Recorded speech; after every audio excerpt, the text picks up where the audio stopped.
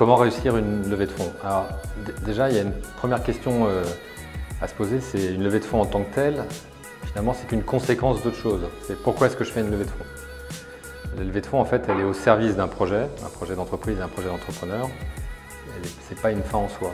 Donc, il y a un gros travail en fait, de formalisation de ce qu'est le projet qui va éventuellement nécessiter une levée de fonds. Et la formalisation, c'est ce qu'on appelle un info-mémo, un deck investisseur, enfin, peu importe les mots qu'on va donner, mais qui va présenter le projet, c'est-à-dire qui je suis, qu'est-ce que je fais, quel est mon marché, quels sont mes concurrents, comment je vais réussir, de quoi j'ai besoin et comment je vais me développer. Et puis un business plan qui est la façon de chiffrer finalement toutes ces hypothèses de développement. Donc ça, c'est pour démarrer une levée de fonds. Sans ça, il n'y a pas de possibilité et ça, il faut vraiment se poser toutes ces questions-là. Dans cette étape-là, on a beaucoup d'entrepreneurs d'ailleurs qui découvrent l'entreprise avec laquelle ils vivent, même entreprise qu'ils ont créée, qui a pu évoluer avec le temps. On va les pousser à... Ils vont être amenés à se poser des questions qu'ils n'ont pas forcément l'habitude de se poser. Et ensuite, pour réussir une levée de fonds, en fait, les fonds ont tous des thèmes très particuliers. Il y a des fonds pour des boîtes qui sont très grosses, des entreprises qui sont sous LBO, donc des fonds de LBO, des fonds pour le cap dev, des fonds de venture, des fonds d'amorçage, des fonds avec des thèmes qui peuvent être des thèmes régionaux, des thèmes de verticaux, donc des gens qui vont investir que dans le big data, des gens qui vont investir que dans la mode, des gens qui vont investir que dans des secteurs verticaux. Et donc, une fois qu'on a fait tout ce travail préparatoire de documentation, il faut aller voir que les fonds qui sont, dont les thèmes globalement sont cohérents avec la nature du projet. Ça ne sert à rien de changer le projet pour lever de l'argent, ce qu'il faut vraiment c'est trouver la bonne structure qui va répondre aux perspectives du projet.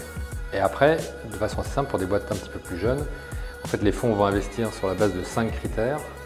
Il y a un premier critère, c'est le marché sous-jacent, c'est-à-dire quelle est la taille du marché sous-jacent. Donc les fonds n'investiront, alors à nouveau c'est des généralités, il y a tous les cas d'exception, mais d'une façon générale, n'investiront que dans des entreprises qui sont sur un sous-jacent qui fait 1 milliard de dollars, 1 milliard d'euros on va dire, quand c'est en B2B, 10 milliards quand c'est en B2C.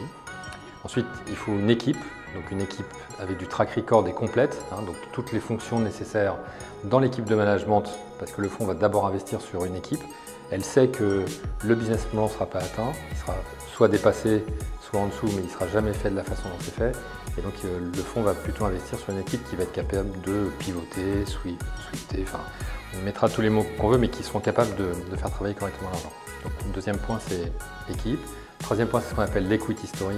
Donc il faut que un fonds quand ça rentre, ça se pose déjà la question de comment ça va sortir. Donc il faut qu'il comprenne l'histoire avant qu'il investisse et qu'il comprenne l'histoire qui va se passer pendant qu'il est investisseur et la façon dont il va pouvoir sortir. Donc ça c'est le troisième point. Le quatrième point c'est il faut qu'il y ait de la traction, et ça c'est important, donc de la traction commerciale, de la croissance, qu'il faut savoir démontrer que la croissance va continuer demain, mais qu'on a déjà des premiers éléments sur le passé.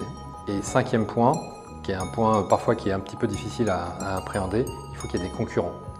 Quand il n'y a pas de concurrents, il n'y a pas de marché. S'il y a trop de concurrents, il y a un marché qui est difficile. Donc il va investir sur une entreprise qui a une concurrence, mais qui sait se différencier par rapport à sa concurrence. Voilà, quand on a ces 5 points-là, quand on a une belle histoire à raconter, qu'on l'a bien formalisée, éventuellement qu'on se fait accompagner selon la taille du dossier et qu'on va parler au bon fond, on a une bonne chance de pouvoir lever, sachant que c'est un sport dans lequel on n'est jamais assuré de marquer le but.